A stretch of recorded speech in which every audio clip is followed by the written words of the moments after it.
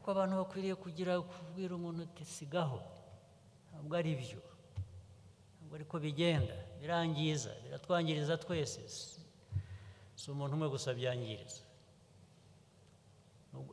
No ku bana rero bato,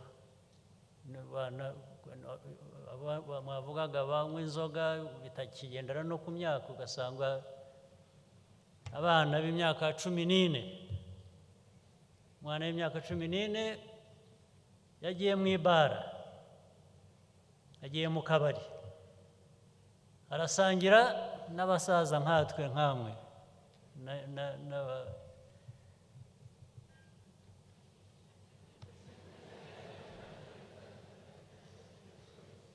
n'abandi babyeyi nabo bakuze.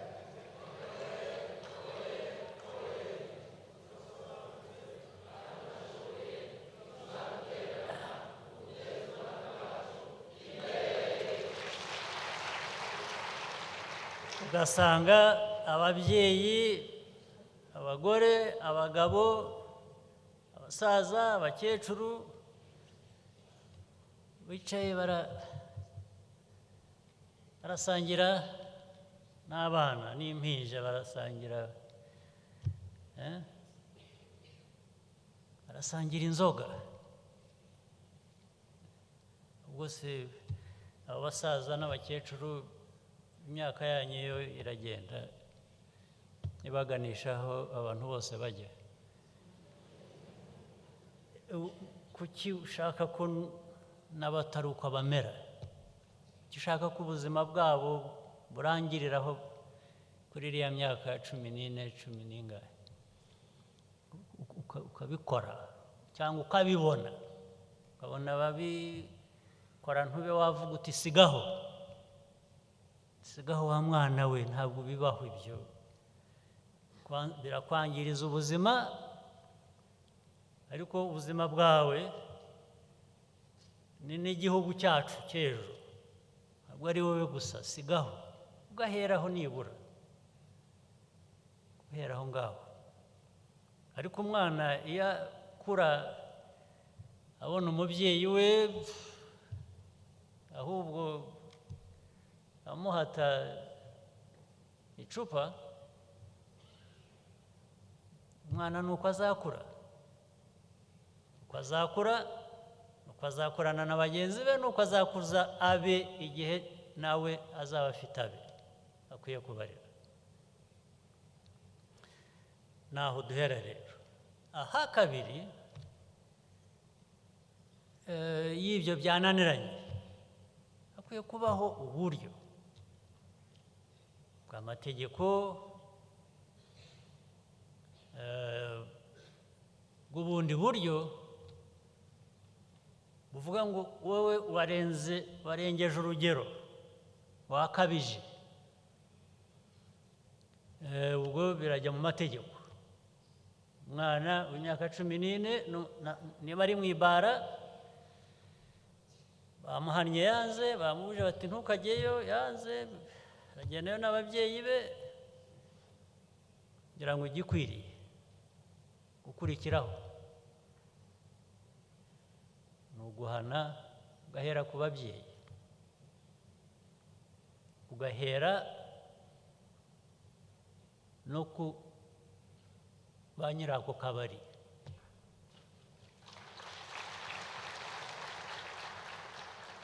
Bakabibazwa, hakagira uburyo babibazwa. Wemereye umwana ute kwinjira hano ukamuha inzoga? Niyo yavuga ngo yazanye n'ababyeyi bariho, ari abo babyeyi bakwiye kubibazwa, bakwiye kubihanirwa. Hanyuma umwana uko kumuhana, ubwo n'ibindi ndabibarekera muzabyiga, ko abana b'imyaka 14 babahana simbizi, ariko nabo bakwiriye kumenya ngo ubwo naretse bya bindi byo kuvuga ngo mukubita umunyafuka, hatagira unyumva nabi. Ariko uwo mwana nawe akwiriye kuvuga ngo ariko bya bindi ntabwo ari byo. ibyo nabyo bigakorwa kandi abayobozi aho babibonye bakagaragaza ko atari byo. Biba byarenze ababyeyi, bikwiye kurenga n'abayobozi hirya no hino aho ibyo biba bigaragara. Ibyo nagira ngo tubyumvikaneho. Hanyuma ndashimira uturere tugaragaza ibikorwa bitandukanye byiza n'amanota bahawe, ariko reka nkwereke ukuntu ibintu bimwe bigenda bigirana isano.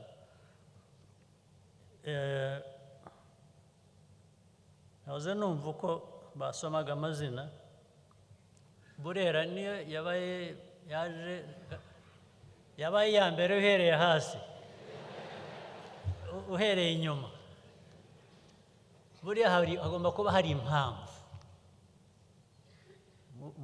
muri ranking, muri urutonde rw'abantu uko bakurikirana, abantu bige n'impamvu zibitera gutyo.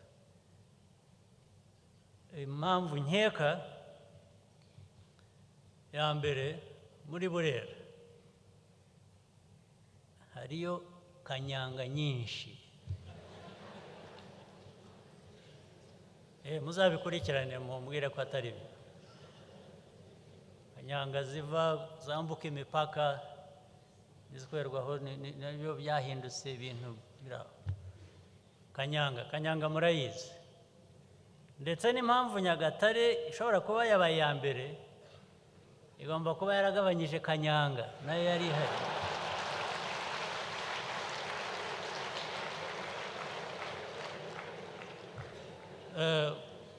Kuko naho yari ihari nyinshi cyane, ndetse icyo gihe yari ihari nyinshi cyane uko mbyibuka. Nyagatare ntabwo yigize iza mu ba mbere, nayo yazaga mu ba mbere uturutse hasi uzamuka. Ibyo rero birumvikana. Ikindi kigomba kuba kibitera ni ubuyobozi. Hagomba kuba hari ikibazo cy'ubuyobozi nacyo mu gisuzume.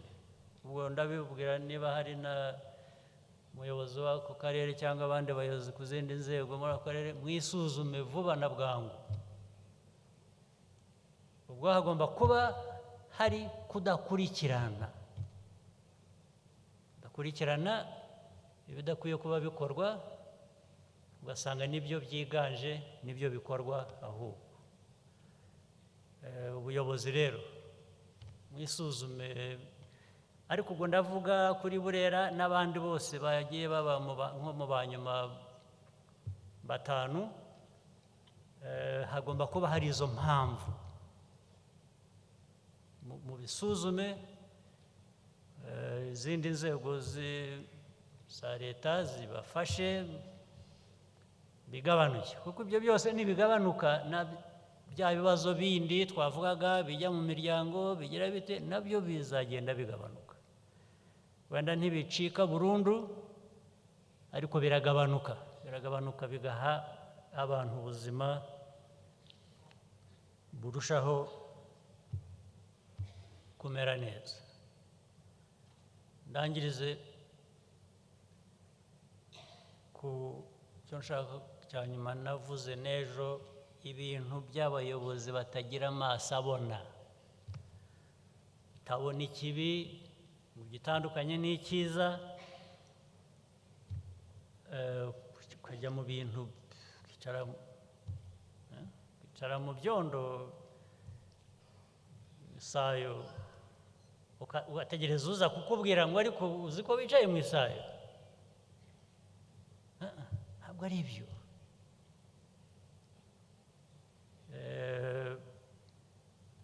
Ubwo njya mbona ngenda nirwa ndwana na ba meyazi rimwe na rimwe, abo huye nabo, wagenda gusa ugasanga ukabona umwanda uri ku nzira, hari n'abantu bahagaze aho ngaho.